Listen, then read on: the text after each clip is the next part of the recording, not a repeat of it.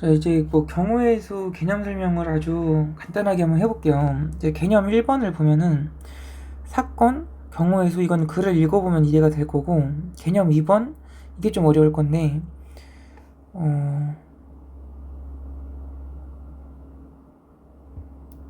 이게 합의 법칙이라고 들어봤는지 모르겠는데, 두 사건 A 또는 B가 일어나는 경우의 수는 더한다. 그러니까 또는이 있으면 더하고, 개념 3번 동시에랑 같은 말이 그리고거든. 그리고가 나오면은 곱한다 이 말이에요.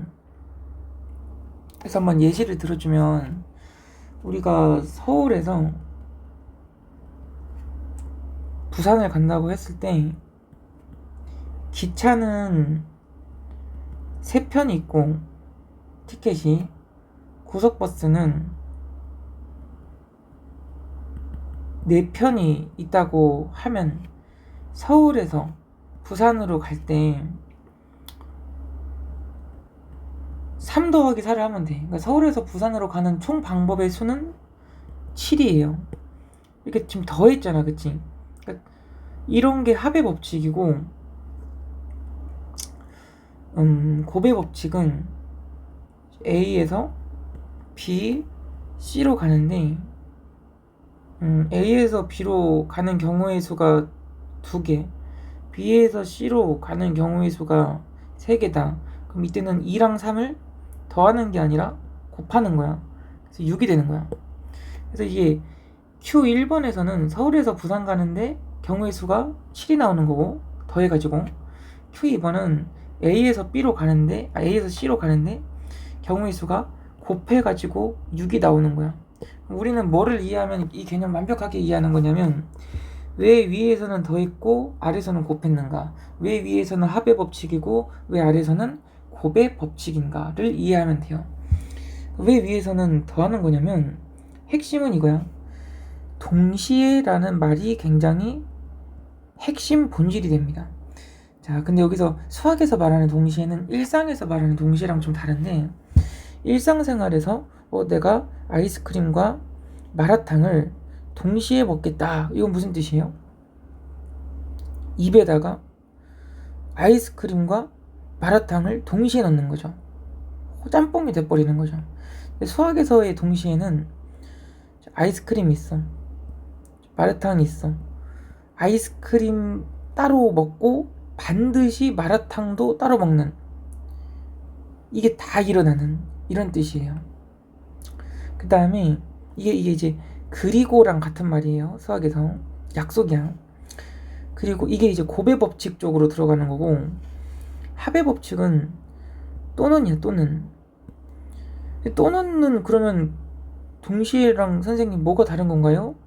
선생님, 그러면 A 동시에, 즉 A 그리고 B랑 A 또는 B는 다른 건가요? 다른 거예요. 아래 게 무슨 뜻이냐면, A도 일어나고 B도 일어나야 돼. 근데 위에 거는 무슨 뜻이냐면, A는 일어나, B는 일어나지 않아. A는 일어나지 않아, B는 일어나. A 일어나, B 일어나, 이 뜻이에요. 그러니까 이 세 가지를 모두 합쳐가지고 또는이라고 하는 거고, 요 세 가지 중에 마지막 거, 요것만 떼와가지고 동시에 그리고라고 하는 거지. 여기 실제로 Q1번을 보면은, 자, 기차를 탐과 동시에 버스를 탈 수 있습니까? 아니, 기차를 타고 서울에서 부산으로 가면 서울에서 부산 가는 버스를 탈 수가 없어요. 반대로 서울에서 부산 가는 버스를 타고 이미 부산으로 가면 서울에서 부산을 가는 기차를 타는 게 말이 안 되잖아. 그러니까 기차를 타는 사건하고 고속버스를 타는 사건이 겹치지 않아. 이건 동시에 일어날 수 없어. 둘 중에 하나만 초이스해야 된다. 알겠습니까? 요게 그래서 이제 합의 법칙이 들어가는 거예요. 동시에 초이스가 안 되니까. 근데 Q2는, 자, A에서 B로 가는데, 요 A에서 B로 갈 때 경우의 수가 2개잖아. 위에 거로 가든 아래 거로 가든. 근데 예를 들어서 위에 거를 갔다고 쳐봐. 그러면 요 방법을 선택했어. 그럼 끝나? 아니잖아. 동시에 바로 연달아서 이 1번, 2번, 3번 중에 또 하나를 선택을 해야 돼요. 이거는 동시에 일어나는 거지. A에서 B로 가는 사건과 B에서 C로 가는 사건은 동시에 일어나는 거야. 왜?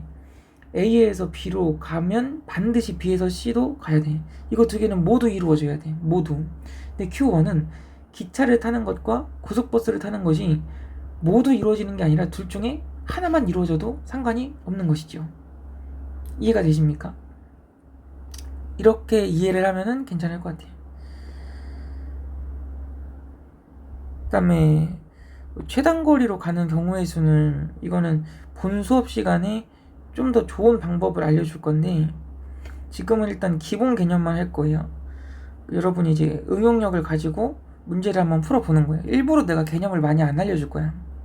핵심만 딱. 자, A에서 B로 가는 최단 거리는 경우의 수가 몇 개냐? 이런 빙딱은 없을 거 아니야. 막 난 갔다가 왔다가 갔다가 이건 아니야. 최단 경로의 수라는 거는 이렇게 가거나 이렇게 가거나 이렇게 선택을 해야 돼. 근데 봐봐, 이렇게 생긴 게 지금 몇 번? 그러니까 가로로 몇 번 가야 돼? 3번. 세로로 몇 번 가야 되죠? 2번. 이거예요. 가로로 몇 번 가고 세로로 몇 번 가고. 그래서 이걸 한 번에 계산하는 방법이 있는데 이건 또 고등학교 때 배워. 지금은 되게 우리 미개하게 풀 수밖에 없는데 그 방법이 지점을 쪼개는 거야. A에서 여기로 갈 때 경우의 수 1이죠. A에서 여기로 갈 때 경우의 수 1이죠. 여기는 요 1과 1을 더하는 거예요. 이렇게. 자, A에서 여기로 갈 때는 경우의 수가 또 1이죠. 다이렉트로 하나 딱 가는 것밖에 없으니까. 그럼 여기는 경우의 수가 몇 개야? 1하고 2를 더해요. 3개. 자, 여기로 갈 때 경우의 수 몇 개죠? 다이렉트로 가는 거 1개. 그러면 여기는 얼마야? 또 3이야. 여기는 얼마야? 1이지. 이해 못하는 사람 없겠지? 막 이렇게 갈 수는 없잖아. 그치? 최단이기 때문에 요렇게 가잖아. 요렇게. 그럼 여기는 몇 개? 1 더하기 3은 4. 여기는 몇 개? 3 더하기 3은 6. 여기는 몇 개? 4 더하기 6은 10. 이건 그래서 합의 법칙이다, 곱의 법칙이다. 이거는 합의 법칙을 쓰는 거예요. 더 좋은 방법이 있는데 중딩이라 아직 뭔가를 가르쳐 줄 수가 없어. 그 다음에 개념 5번도 아마 보면 이해가 좀 안 될 건데, 예를 들어서 5명 있다고 쳐봐, 애들이. 근데 여기 얘를 한 줄로 세웠는데 그러면은 1등, 2등, 3등, 4등, 5등 이렇게 쓸 거 아니야.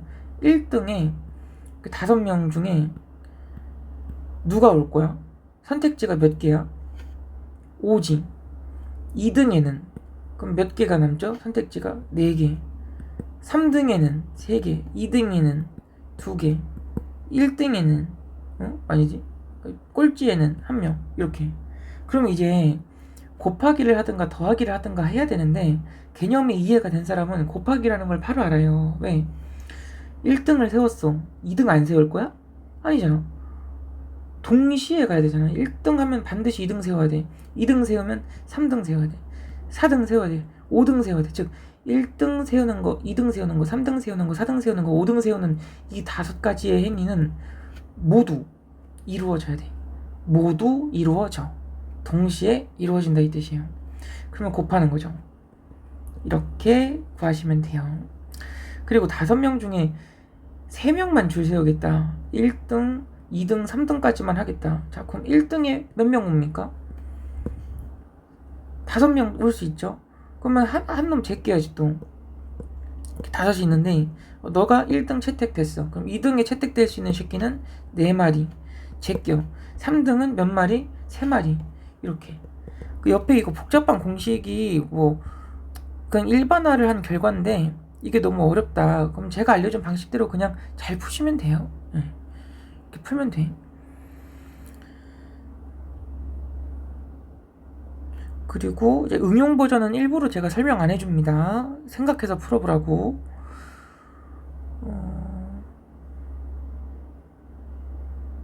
됐어요. 요거 하면은 개념은 이해가 된 거야. 만약에 이게 이제 기본 개념이에요. 기본 개념 뭐냐면 더하기라는 연산과 곱하기라는 연산의 차이점을 아는 것이야. 더하기는 동시에 일어날 수 없는 거, 곱하기는 동시에 일어나는 거. 이것만 가지고 일부러 지금 개념 7번, 6번 이런 거 설명 안 했는데 한번 다 뚫어보세요. 조금 더 심화된 내용은 본 수업 시간에 다루겠다. 근데 가급적이면 해설지나 이런 거 팁 보지 말고 심지어 옆에 있는 개념 안 봐도 좋으니까 더하기랑 곱하기만 사용해서 문제를 풀어봐.